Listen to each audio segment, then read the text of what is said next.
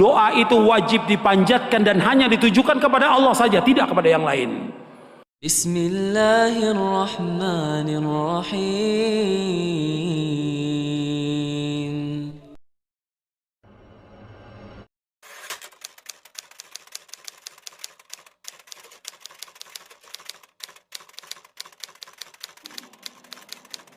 Adalah orang-orang yang berdoa meminta kepada selain Allah.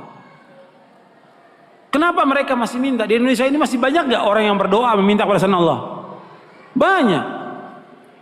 Mereka datang ke kubur-kubur yang dianggap kubur wali songo, dan kuburan yang dianggap keramat oleh mereka, kuburan yang kata mereka mengandung barokah. Nggak ada dalam Islam kuburan yang keramat, kuburan mengandung barokah, nggak ada di muka bumi, tidak ada sama sekali, nggak ada. Kemudian mereka datang ke sana. Seandainya mereka orang soleh, betul orang soleh, nggak bisa mereka mengabulkan doa. Nggak bisa. Mereka mendengar pun nggak bisa. Seandainya mereka mendengar kata Allah, nggak bisa menjawab. Kan di sini Allah sebutkan di sini, man la yastajibu lahu nggak bisa menjawab, nggak bisa mengabulkan sampai hari kiamat. Makanya kebodohan yang paling bodoh dan kesesatan yang paling sesat orang-orang yang datang berbondong-bondong ke kubur para wali untuk minta di sana. Kalau ziarah kubur boleh, perhatikan ini, jangan salah paham. Tolong perhatikan, dengarkan baik-baik, jangan salah paham.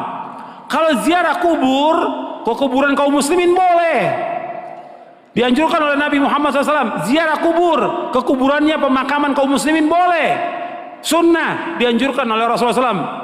Kata Nabi, kuntu nahaitukum an ziyaratul kubur fazuruha fa inna tudzakkirukumul akhirah. Kata Nabi, aku pernah melarang kalian untuk ziarah kubur. Sekarang boleh kamu ziarah kubur, karena ziarah kubur mengingatkan kalian kepada akhirat. Dan riwayat yang lain disebutkan bahwa ziarah kubur mengingatkan kalian kepada kematian. Ziarah kubur kaum muslimin boleh, tapi ziarah kubur yang dilakukan oleh mereka ini, datang ke kuburan wali dengan niat kuburan itu mengandung barokah, bahwa orang itu soleh, suci, bisa mengangkat doa mereka ke langit kepada Allah sebagai tawasul. Mereka minta, ada yang menjadikan mereka sebagai wasilah kepada Allah, ada yang menjadikan mereka sebagai syafaat kepada Allah, ada yang mereka menjadikan mereka sebagai Tuhan yang mereka minta kepada penghuni wali, penghuni kubur itu. Ini kenyataan yang dilakukan oleh orang-orang yang ziarah-ziarah kubur ke kuburannya para wali. Dan ini kalau Anda perhatikan, kerusakannya luar biasa ini. Karena masalah akidah, masalah tauhid, mereka memalingkan ibadah kepada selain Allah yang Allah tidak redha selama-lamanya. Di dalam buku atau kitab Ushulus Tsalatsa oleh Syekh Muhammad bin Abdul Wahhab dikatakan, innallaha la yarda ay yushraka ma'ahu ahadun fi ibadatihi la malakun muqarrabun wala nabiyyun mursal. Allah tidak redha selama-lamanya apabila Allah disekutukan dengan makhluknya, apakah dengan malaikat yang dekat atau dengan nabi yang diutus. Allah nggak redha. Maksudnya kalau ada orang yang berdoa meminta kepada malaikat Jibril, minta kesembuhan, minta rezeki, minta dimudahkan urusan, Allah nggak redha. Karena malaikat Jibril nggak bisa mengabulkan doa yang mengabulkan doa Allah. Atau kepada nabi yang diutus, orang datang ke kuburannya Nabi Muhammad SAW, minta kepada Nabi Muhammad SAW supaya dimudahkan rezekinya, supaya dimudahkan jodohnya, supaya dagangannya laris, supaya segala macam. Allah nggak redha, nggak redha. Doa itu wajib dipanjatkan dan hanya ditujukan kepada Allah saja, tidak kepada yang lain. Allah nggak redha. Hatta kepada orang yang paling soleh, Nabi Muhammad SAW, orang datang kepada kuburan beliau minta, Allah nggak redha. Makanya nggak ada seorang sahabat pun yang datang ke kuburan Nabi untuk minta sesuatu, tidak ada. Tidak ada seorang sahabat pun radhiyallahu anhum ajmain yang datang ke kuburan Nabi untuk minta sesuatu, tidak ada sama sekali. Mereka berdoa langsung kepada Allah. Begitu juga setelah wafatnya Khulafaur Rasyidin, nggak ada orang datang. Tapi belakangan di abad kedua, ketiga mulai, siapa yang melakukan pertama kali penyembahan kepada kubur yang dikeramatkan pertama kali di muka bumi? Syiah pertama kali, laknatullah alaihim. Pertama kali Syiah yang menyesatkan kaum muslimin. Mereka katakan kubur imamnya, kemudian kubur Husain mereka sembah, mereka tawaf di situ. Itu pertama kali. Sunnahnya orang Syiah, sunnah sayyi'ah, sunnah jahiliyah yang mereka lakukan. Bukan sunnah hasanah, sunnah sayyi'ah. Mengajak orang untuk menyembah kubur. Setelah itu diikuti oleh apa? Diikuti oleh yang kedua, tarekat sufiyah. Yang pertama Syiah, lanatullah alaihim. Yang kedua tarekat sufiyah, menganggap bahwa gurunya, syekhnya sebagai wali, sudah mencapai tingkatan yang paling tinggi. Sampai datang, sampai syekhnya mengatakan di buku-buku mereka, di kitab mereka, kalau kamu mengalami kesulitan, kesusahan dan saya sudah mati, kamu datang ke kubur saya, kata mereka begitu.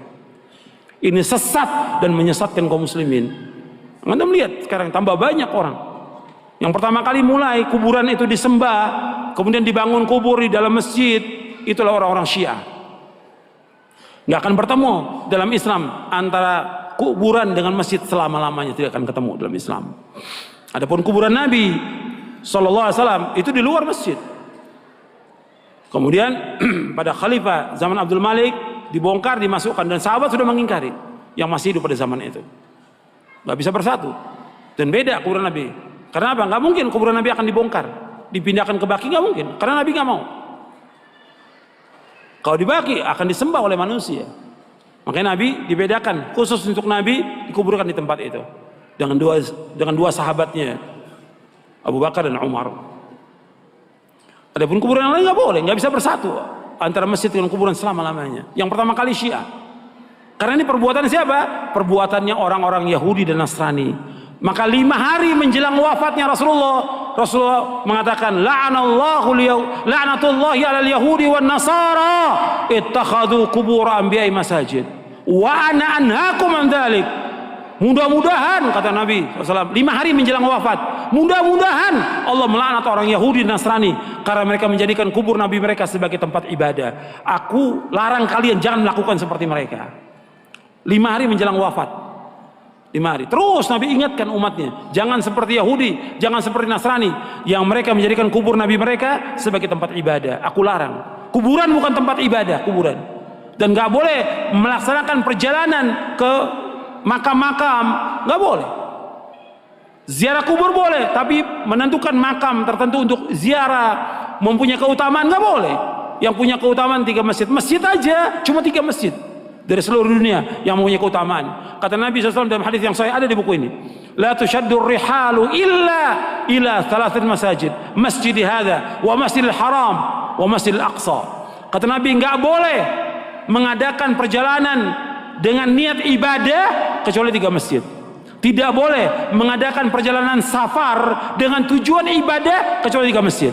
Pertama masjidku ini, Masjid Nabawi.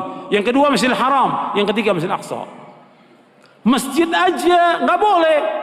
Ada di Bandung umpamanya ada masjid yang bagus, orang mengatakan bahwa masjid itu punya keutamaan, nggak boleh. Semua masjid sama. Masjid di sini di Pustai atau masjid yang lain yang dibangun semua sama. Ganjarannya sama kalau orang sholat di dalamnya, kecuali 3 masjid. Masjid Nabawi sekali sholat di sana 1000 lebih dari masjid yang lain. Kalau di Mekah, di Masjidil Haram, di Mekah maksudnya di Masjidil Haram saja, bukan di masjid yang lain. Di Mekah bukan, di Masjidil Haram saja itu 100.000 keutamaannya dari masjid yang lain seluruh dunia. Kalau di Masjidil Aqsa 250. Itu keutamaan yang disebutkan oleh Rasulullah Sallallahu Alaihi Wasallam. Kalau masjid yang nggak punya keutamaan kecuali 3 masjid, apalagi kuburan. Kuburan nggak punya keutamaan sama sekali. Makanya orang-orang yang datang dan meminta ke kubur-kubur, Allah menyebutkan dalam Al-Quran ini orang yang paling sesat di muka bumi. Antum catat tuh ayatnya, ya, surah Al-Ahqaf surah 46 ayat 5 dan 6. Ini dalil